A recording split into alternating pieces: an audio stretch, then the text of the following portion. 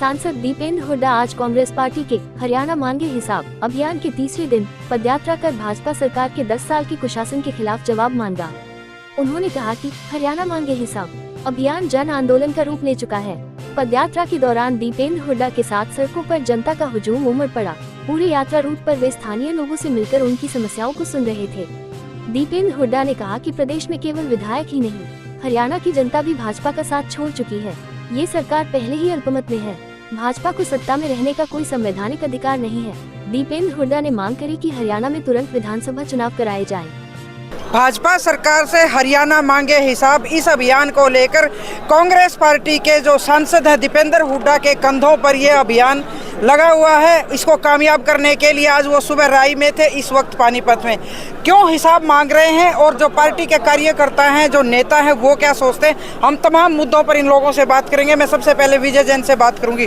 विजय जैन भाई, आप तो अभी कांग्रेस में आए, आपको कल्चर समझ में आ गई होगी, किस चीज़ का हिसाब मांग रहे हैं, थोड़े शब्दों में बताएं। नमस्कार जी। हमारी कांग्रेस पार्टी भारतीय जनता पार्टी से हिसाब मांग रही है। कांग्रेस ही नहीं, पूरा हरियाणा हिसाब मांग रहा है। किस चीज़ कि आपने क्या किया, एक भी उपलब्धियां गिनाई, आपने क्या क्या बनाया हरियाणा में। सिर्फ पीछे धकेलने का काम किया है, लोगों को सिर्फ एक 5 किलो राशन दे करके बहकाने का जो काम किया उन्होंने, उसका हिसाब मांग रही है। उन्होंने क्या किया है, पहले डीजल पेट्रोल क्या भाव होता था, अब क्या भाव, उसका हिसाब मांग रही है। वो क्यों होता है, पहले बैरल का क्या रेट था, अब क्या रेट है, उसका हिसाब मांग रही है। महेंद्रगढ़ में कल अमित शाह है, वो आपसे हिसाब मांग रहे कि कांग्रेस हिसाब दे हमें। उनके पास जुमलेबाजी होती है, वो हमारे से मांगते हैं लोगों का ध्यान भटकाने के लिए। लेकिन अब हरियाणा की जनता समझ चुकी है कि इनके पास कुछ नहीं है। आपने लोकसभा चुनाव में भी देख लिया होगा, जिस तरह से भरपूर समर्थन हरियाणा की जनता ने कांग्रेस पार्टी के पक्ष में दिया है, तो अब आने वाली विधानसभा में हम भारी बहुमत के साथ जीत करके विधानसभा में आएंगे। कांग्रेस पार्टी लगातार सड़कों पर लड़ रही है और जो विपक्ष है, इस बार देख सकते हैं कि कितना भारी समर्थन है। लेकिन कुछ ऐसा लगता है कि पार्टी के जो नेता हैं, पानीपत ग्रामीण में जो ये टक्कर लगी हुई है पार्टी के जो कार्यकर्ताओं की, दावेदारों की, ऐसा लगता है उनका अपना शक्ति प्रदर्शन है। नहीं, देखिए, हम सब जितने भी कार्यकर्ता सब एकजुट है। हम सब ने बैठ करके एक निर्णय लिया है, हमारी पार्टी जिसको भी टिकट देगी हम उनके साथ चुनाव लड़ेंगे। सर, ये दीपेंद्र का कार्यक्रम था, आप कहाँ से पहुँचे हैं? हम हल्का गोला से आए हैं, कैथल के पास से। अच्छा। और दीपेंद्र भाई साहब के प्रोग्राम में कोशिश करते हैं पहुंचने की हर जगह। क्या खास बात है, कैथल से स्पेशल पानीपत आए? आपके भी होता होगा प्रोग्राम तो? बस सभी को पता है जी, जनता बदलाव चाह रही है हरियाणा में, कांग्रेस की सरकार चाह रही है और दीपेंद्र हुड्डा जी को चाह रही है, और इस वजह से हम उनको सुनने के लिए, उनको देखने के लिए आते हैं। कैथल में है ऐसा माहौल? बिल्कुल, कैथल पूरे हरियाणा में माहौल है जी। हमारे अच्छा। कैथल में, हल्का गोला में बहुत माहौल है। तो क्या लगता है कि भाई जो ये भीड़ है, अभी देख रहे थे आप, पूरा कांग्रेस में हो गया है पानीपत शहर, तो ये भीड़ क्या जीत का आकलन बता सकते हैं आप कि ये भीड़ जीत में तब्दील हो सकती है? बिल्कुल जी, बिल्कुल। ये सारे अपनी खुशी से आए हैं, कोई किसी के बुलाने से नहीं आए, सारे लोग अपनी खुशी से आए हैं और सभी यही मन बना के आए हैं कि अगली सरकार कांग्रेस की बनानी है हरियाणा। दीपेंद्र को कितनी बार आपने करीब से देखा है, बात की है कभी? मैंने कई बार देखा है, 5-6 बार देखा है। बात भी हुई है कभी करीब से? हाँ जी। कांग्रेस पूरा दिन सड़कों पर दौड़ रही है और बताया जा रहा है कि 90 विधानसभा क्षेत्रों में जाएंगे। क्या माहौल है, आप भी चल रहे हैं साथ साथ? आप देख रहे हैं ये माहौल कैसा है, ये उत्सव जैसा माहौल है। कांग्रेस पार्टी ने ऐसा माहौल तैयार कर दिया है। हमारी भारत जोड़ो यात्रा, भारत जोड़ो न्याय यात्रा, फिर उसके बाद राहुल गांधी जी का संघर्ष, और फिर उसके बाद हरियाणा के अंदर हमारे भाई दीपेंद्र हुड्डा का संघर्ष, और जिस तरह से पॉपुलैरिटी उनकी है, चौधरी भूपेंद्र सिंह हुड्डा का और उदय भान जी की जो जोड़ी है, CLP और PCG की जो लीडर की जो जोड़ी है, उसने पूरे देश में एक ऐसा माहौल तैयार कर दिया है हरियाणा प्रदेश के अंदर कि आज 90 के 90 विधानसभा ऐसे हैं कि मौका लगे तो सब लोग सड़क पर आकर और बीजेपी को बाहर निकालने का काम करेंगे। ये आज माहौल है। आप लगातार अग्निवीर लेकर चल रहे हैं, आने वाले समय में क्या प्रभाव होगा, इलेक्शन में अग्निवीर का मुद्दा कामयाब होगा? देखिए, देश में हमने जो हिंदी हार्टलैंड थी और जहाँ जहाँ पे कैचमेंट एरिया जहाँ से फौजी आते थे, वो हमने 150 कॉन्स्टिट्यूएंसी आइडेंटिफाई की। उन 150 कॉन्स्टिट्यूएंसी में अग्निपथ स्कीम और अग्निवीर का इतना बड़ा प्रभाव था कि 130 जगह पर बीजेपी हारी है। तो ये पूरे देश में एक माहौल पैदा हुआ है और हरियाणा तो जवानों की और किसानों की और पहलवानों की, खिलाड़ियों की धरती है।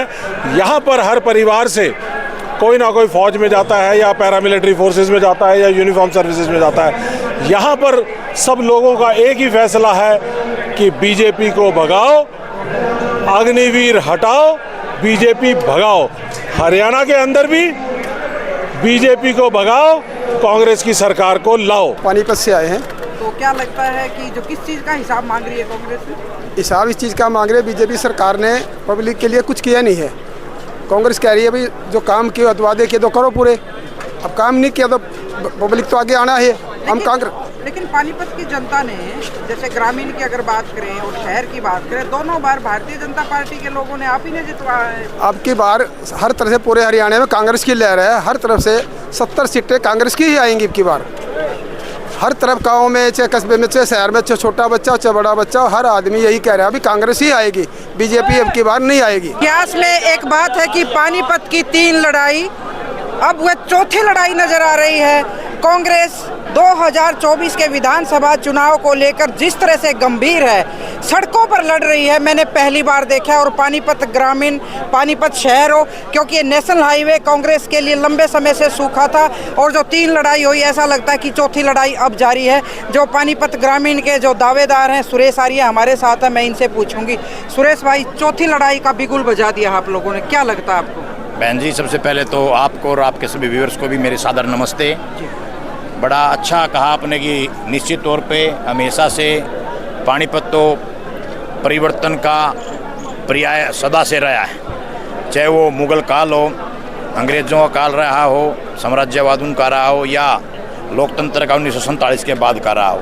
निश्चित तौर पे पानीपत में, और 2004 के से पहले भी आपने देखा होगा, पानीपत में आखिरी रैली, ललकार रैली जो पानीपत में हुई थी, चौधरी भूपेंद्र सिंह हुड्डा उसी के बाद सत्ता में आए थे। तो निश्चित तौर पे हिस्ट्री रिपीट इटसेल्फ, इतिहास अपने आप को दोहराने जा रहा है, और वही परिवर्तन आज आप देख रहे हैं। गली गली में मेरी ड्यूटी पार्टी ने सभी होर्डिंग बैनर की मेरी लगाई थी, जितने हमारे माननीय नेता भाई दीपेंद्र हुड्डा जी के जो हैं, ये मेरी ड्यूटी लगी हुई थी। मैंने उसी ड्यूटी को पिछले 3 दिन से निभाया।